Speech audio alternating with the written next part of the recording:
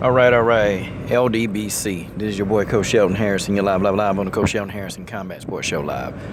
Okay, folks, I got to thinking about this whole Al Haymon and Oscar De La Hoya debacle. I'm sitting here and I'm thinking, I'm pondering. And it's like, people are a trip. People are a trip. We got so many people who, they're quote unquote, they're pro boxing. Okay, they're pro boxing.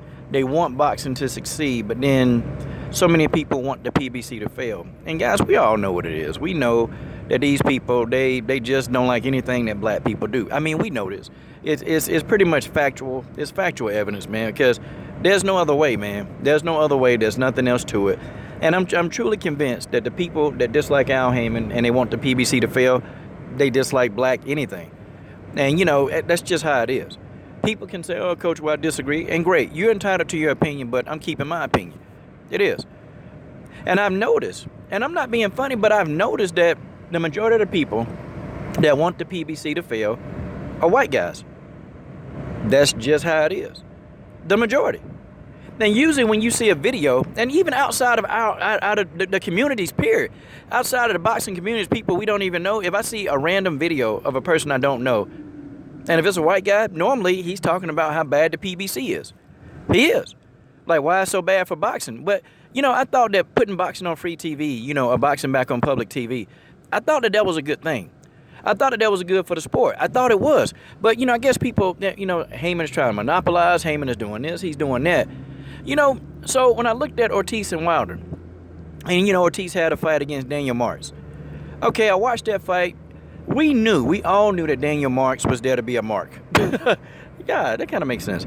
We knew that Daniel Marks was there to be a mark. We know that. Okay? But Al Haymon is a mastermind. I'm going to tell you why he's a mastermind. He set that up where Wilder would have to be there. Gave Wilder a little bit of pocket change to come commentate.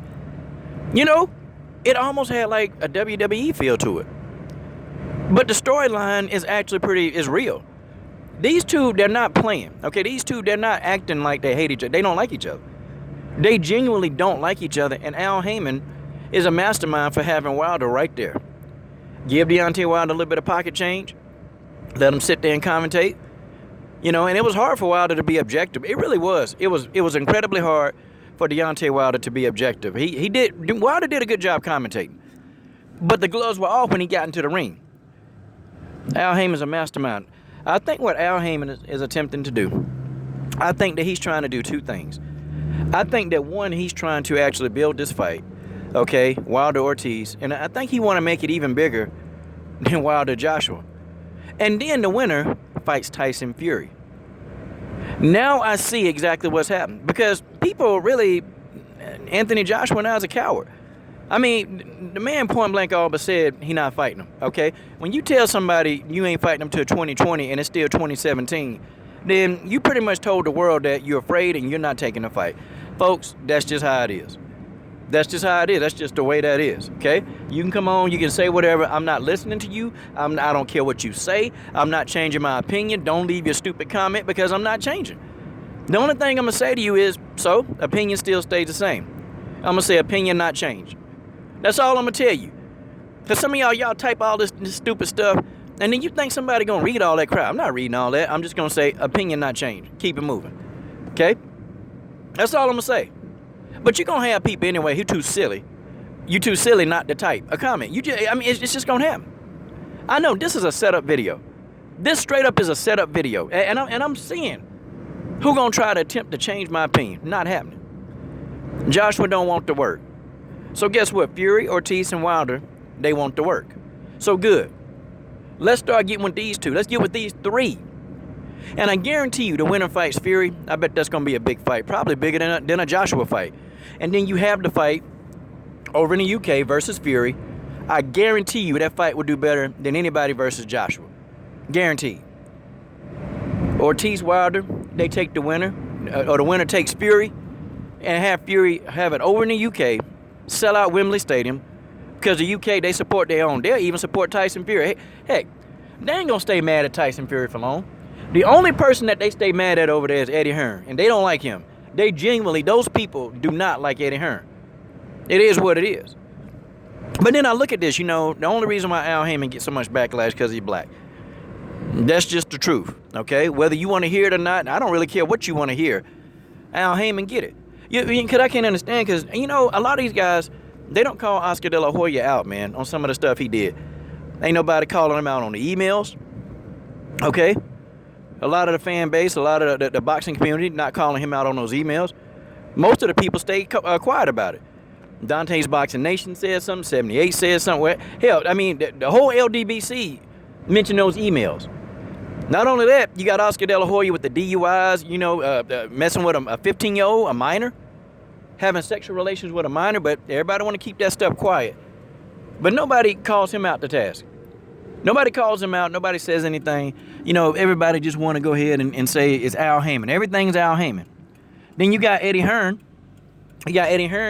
Who I will tell you, he's put on some great fights, okay?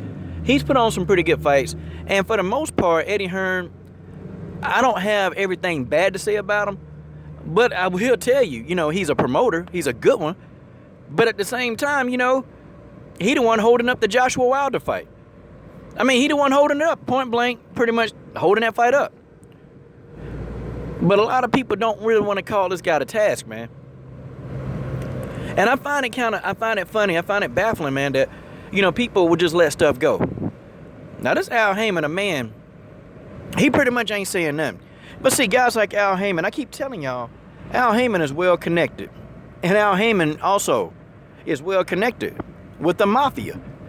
Coach, I don't know about that, man. Yes, he is. I'm trying to tell y'all. See, y'all, everybody sleep on Al Haymon because the guy don't talk. I'm going to tell you something.